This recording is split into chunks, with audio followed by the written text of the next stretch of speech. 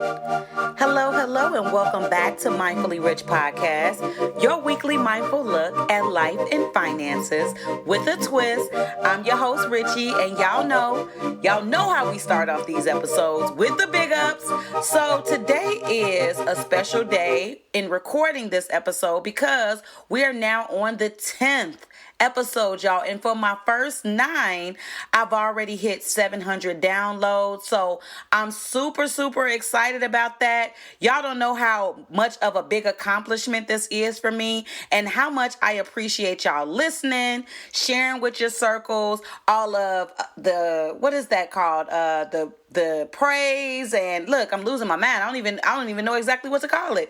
All of the praise that y'all have been giving me, the comments, everything, all of that stuff matters just because remember, podcasters like me, I don't know about other ones. I know there are some big ones out there, but I'm not getting paid for this, y'all. So I literally do this just for the love of motivating, inspiring, and creating a space for my niche audience. So thank y'all so much for listening. And on today's episode, this is very special for me, like I said, because we're moving into the 10th episode. I'm proud of my consistency, number one. Sometimes it's hard for me to continue doing stuff, y'all. So 10 episodes is a lot.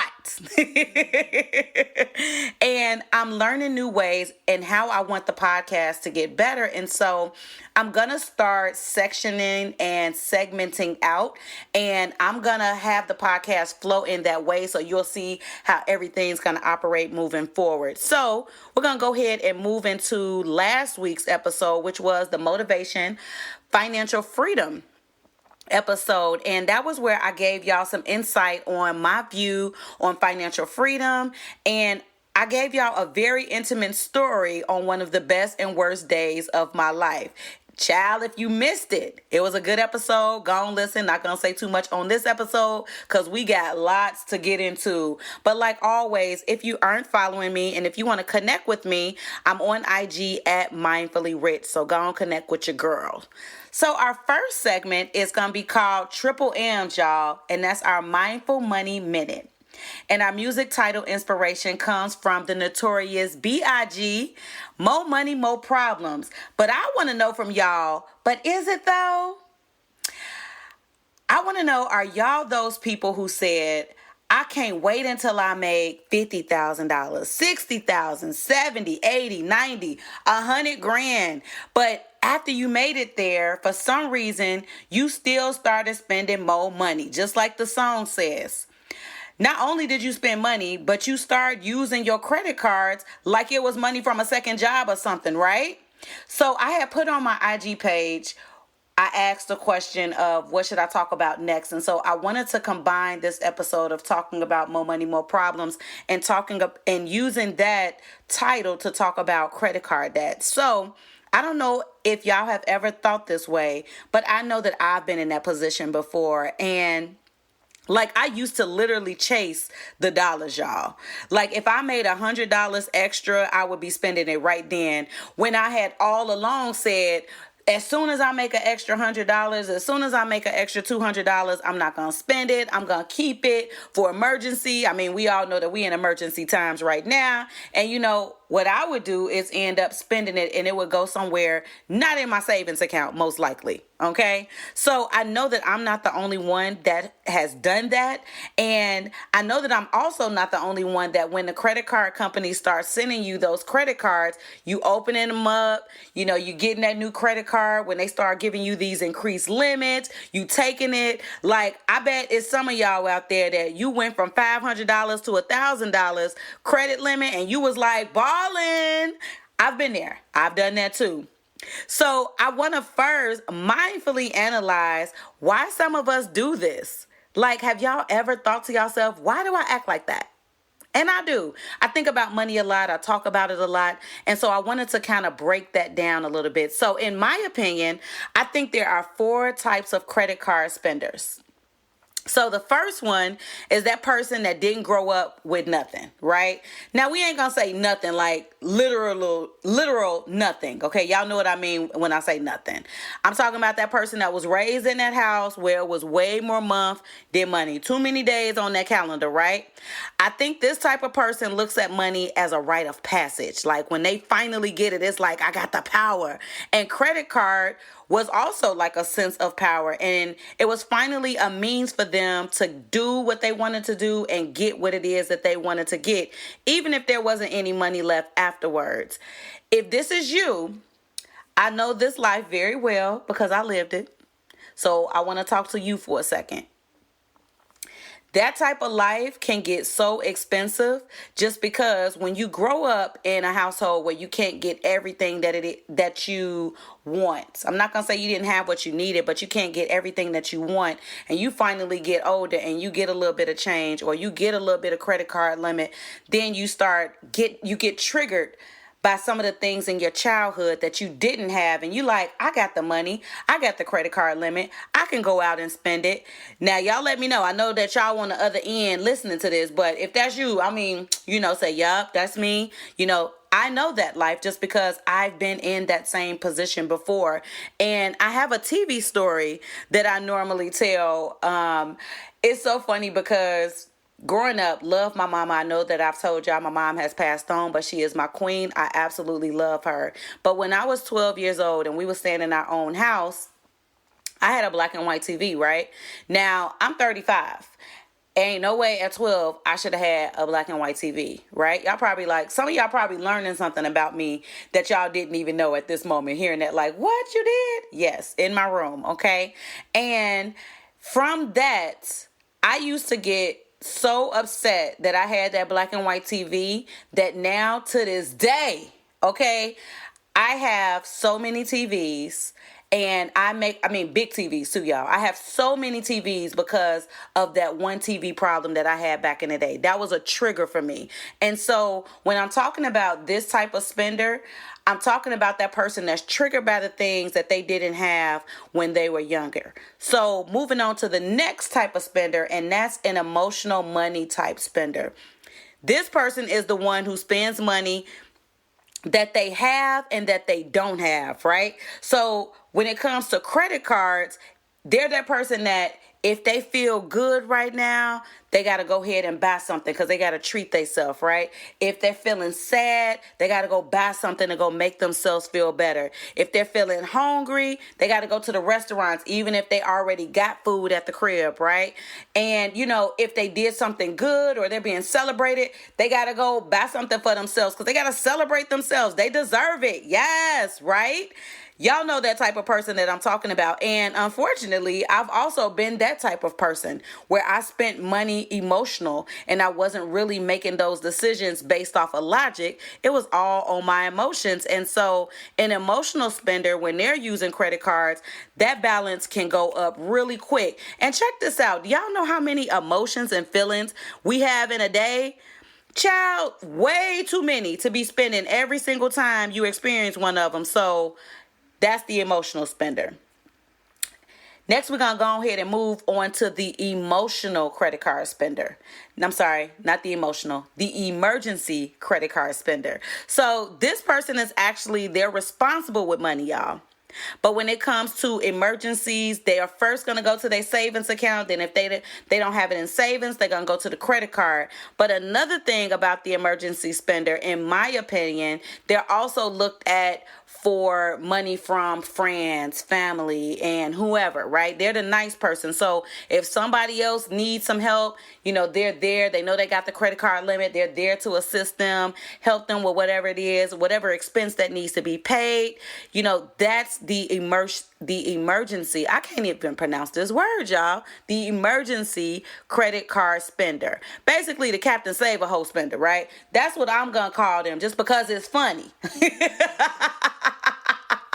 And I told y'all that there are 4 types. So the last type is just I really don't need to spend my credit card type spender, right? That person that's really responsible. If they use their credit card, they paying it off at the end of the month. They really don't need to use it, but they got some cash rewards or something on there. And they like, you know what? I can use a little quick extra little cash. I'll use this for vacation and pay it off. That type of person really doesn't need my assistance or my help. But if this you, just keep on listening right now, because you may have somebody in your family that's like the other spenders. You need to tell them about this. So for those first three type of credit card spenders, I don't want y'all to feel bad because, like I said, I've been in y'all's shoes. I've been there where, I felt like it was okay to do, but I didn't understand it mainly. So I want you to know it's not your fault. And that's mainly because you didn't understand that there were different type of credit card spenders. It wasn't in your upbringings to understand that. Some of us was not taught this in school. I don't think that this is something that's still taught, but this is something that I analyze a lot. So I like to bring light to it. You didn't understand that emotions and circumstances can affect your decision making in your financial life. And so that's the reason why I like to talk about this type of stuff. And so, what do you do after finding out you're one of these credit card spenders, right? Because once you know something, there has to be some type of solution. So you got to acknowledge it. You can't fix any problem in life without acknowledging that there is some type of problem. I'm sorry, y'all. I cannot talk. Especially with big words, y'all. I be Once you understand which type of spender you are, it'll help you understand why you're spending money, especially spending money on your credit cards. And the reason why, like I said, I'm focusing on credit cards is because I don't want y'all going into debt. And credit card debt ain't no punk. It just ain't. Okay. And so once you realize exactly and acknowledge, which type of spender you are, why it is that you're doing this, then you're able to change. I want y'all to know this, that can't nobody make you change your spending habits other than you. They just can't. So it's a good thing to understand who you are in your spending habits, what it is that you need to change, because that'll make things a lot easier when it comes down the line to trying to change your habits up. But check this out. If you good with letting your childhood upbringing trigger extra spending in your life, that's your business. If you okay with your emotions taking you into debt, have it your way, boo. And if you insist on helping others when you know you ain't got it and you keeping up appearances just because you trying to keep flogging out here, you keep doing you, okay? But for all of y'all that's out here and y'all ready to change, we about to have a conversation, okay? Like I said, I done been there. I don't know how many times I'm going to say I done been there. I just want to let y'all know I definitely understand this. And what I learned is the first step towards changing your credit card spending habits, that's going to be not making up any excuses and then just sitting in it, understanding what it is that you've been doing. When I was doing it, I realized that I didn't have enough discretionary money left after all my bills to live the life that I thought I should have been living. I don't know if y'all done made up a life in your head the way you should be out here, and so I did that. My rent was over half of my income. And so that was like stifling me, y'all. So it was preventing me from living the life that I thought I should have. And so I should have had. And so with that being said, I was using extra money on my credit cards, not staying in my financial lane. And the one thing about not staying in your financial lane is you're not even thinking that you're creating another bill that you won't be able to afford, because as you use credit cards up, you're creating a bill on that credit card. And I wasn't even thinking about that. I was just swiping away, swiping, no swiping. Let's go.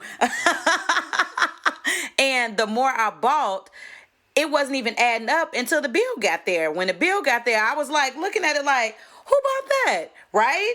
I know I ain't the only one that did that. So credit card debt is one of those things that just doesn't get better the more debt you go in. Like, you look at it like, damn, I'm at 1,000, 3,000, 7,000, 10,000. Damn, already? And it goes really quick. And just like I mentioned all of those different spenders earlier, depending on if something is triggered from your upbringings, or if you're that emotional spender or you're that emergency spender, those things can add up so quickly. It don't take long to run up, I notice, a $10,000 bill. It just happens. I don't need y'all to try it, but just know, take my word for it, okay? So there are two ways I recommend getting out of credit card debt. The best way, personally, in my opinion, is to take out a personal loan for the amount of credit card debt that you're in, to pay off those credit cards and just make that into one payment that you pay monthly. So A, this will help you pay the credit card off faster, and B, it'll help to simplify the credit card debt into just that one payment. Now, I understand that everyone won't get approved for a personal loan. So while y'all hollering at, this podcast, like, Richie, what you talking about? What if I can't get a loan? I got another solution. So if you can't get a personal loan to consolidate those credit cards in, I would recommend that you take a look at the overall credit card debt that you're in, whether that's 1 card, 2 cards, 5 cards, 10 cards, however many of those cards, and then you take the smallest balance and figure out how many months you want to pay that thing off, right? So what you would do is, say you have a balance of $2,200, right? I don't know where I got that amount from. $2,200. You want to pay that off in a year. So what's that? So that's $183.33. So if you have a $2,200 balance, that's your smallest balance, right? You pay that off in a year by paying that $183.33. So that's more than your minimum payment. You making maybe a double or triple payment on that thing. And for all the rest of your credit cards, you just making the minimum payment until you pay off that one credit card in that year, in those 12 months that you designated.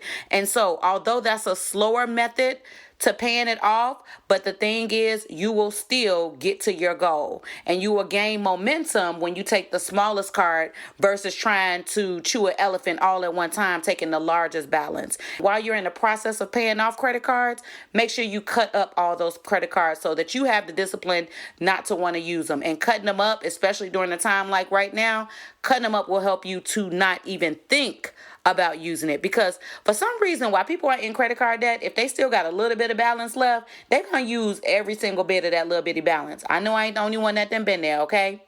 I know I'm dropping some gems on here. I'm sitting here looking at everything like, dang, you know what? You really talking some stuff out here today. Y'all better be taking notes, okay? If you're driving, just wait till you get home. Listen to it again. Take those notes, okay? Just because I want y'all to be informed, because like I said, I didn't been there and I didn't have no one to break it down the way that I'm breaking it down to y'all. And so I want to get into my last remedy to get out of credit card debt. This comes from one of my friends and / coworkers, and she told me about having no spend days. So it is what it sounds like. You just simply have days where you don't spend money, whether you take that to be 5 days, 10 days, 15 days, 20 days. You just say, in these amount of days, I'm not going to spend any money. And so when she was telling me about this, I was like, this is pretty dope. You have these days, because think about it. Now it should be easy for us not to really spend any money, but I'm noticing that a lot of people are still online purchasing things since you're unable to go into the stores, all of the different stores that you're used to shopping in. But if you designate no spend days to keep accountability, do it with some of your family members that you trust, your friends, coworkers, whoever you decide that you want to do this with, so that way it can keep you accountable. Turn it into a game. Don't reward yourself if you make the amount of days. I just talked about that. But just know that you're just making yourself better financially and in your credit card life if you do adopt no spend days. Not just your credit cards. So I don't want to just make it seem like everybody's spending on their credit cards. But this particular talk is for those people who are spending money, extra money on credit cards when you're going into debt and you really don't have that to do. So, woo child. Woo. I need to get some water. So just to recap, first, we talked about the different type of credit card spenders and knowing and understanding what your spending triggers are. Then we went into how to get out of credit card debt and realizing you're actually in credit card debt and just wanting to make that change. Then lastly, the top 2 ways to get out of credit card debt, including adopting no spend days, what we just talked about, and finding debt consolidation methods to pay off your credit card debt, and just so you can simplify your situation. All right, y'all. So I'm going to go ahead and move into our mindful money quotes of the week. And it comes from the great Oprah. You can have everything you want. You just can't have it all at one time. I love this quote, y'all. I love this quote so much because sometimes we can get inside of our heads and we can get outside of our financial lane thinking we need things that are really considered wants. And it's like you have to really tell yourself, since we're actually talking about credit card debt, you really just need to understand that debt is not something that goes away quickly. That is definitely a marathon run. It is not a sprint. And so saying you can have everything, you just can't have it all at one time, just means that you have to plan a little bit more. And then also tell yourself, if I don't have it, maybe I don't need it. Or how am I going to plan to save to get what it is that I need? So I'm also thinking about adding a Q&A segment to the podcast. And so this week I don't have any questions, but I'm asking y'all right now, if y'all have some questions that y'all want to ask, make sure y'all DM me on IG at MindfullyRich with your questions. And I think that we can have a little bit of fun. I listen to lots of podcasts and I love the Q&A sections that they have. And so if y'all got a financial question, go ahead and slide in the DM. Let me know what the question is. We can add it to the podcast. I'm pretty sure somebody else probably thinking the same thing. So go ahead and send y'all questions and we'll have one next week. So we're going to go ahead and move into all them questions. I'm calling that segment that because I like the name. So the song I have on repeat this week is Rihanna and Future's Love Song. I don't know if y'all have ever heard this song before, but it goes, I don't want to give you the wrong impression. I need love and affection. Okay.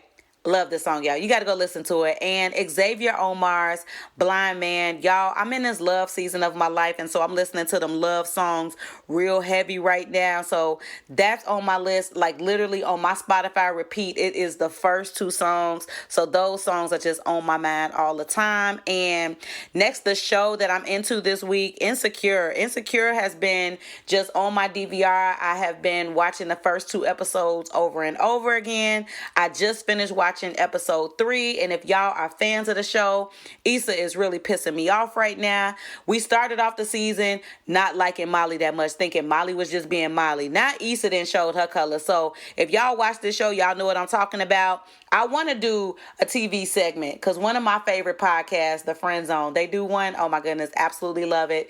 It's by Dustin is the one who normally, facilitates that whole conversation. Absolutely love it. So if y'all want me to add that, y'all let me know that in the DM because we definitely can do that because I'm about that. Okay. I like finance, but also love talking about TV too. So nothing's really grinding my gears this week. Overall, if you know me, I'm relatively a happy person. I try to exude gratitude in my everyday life. And so me and my kids, we still doing all right. We blessed. We ain't got no illnesses going on.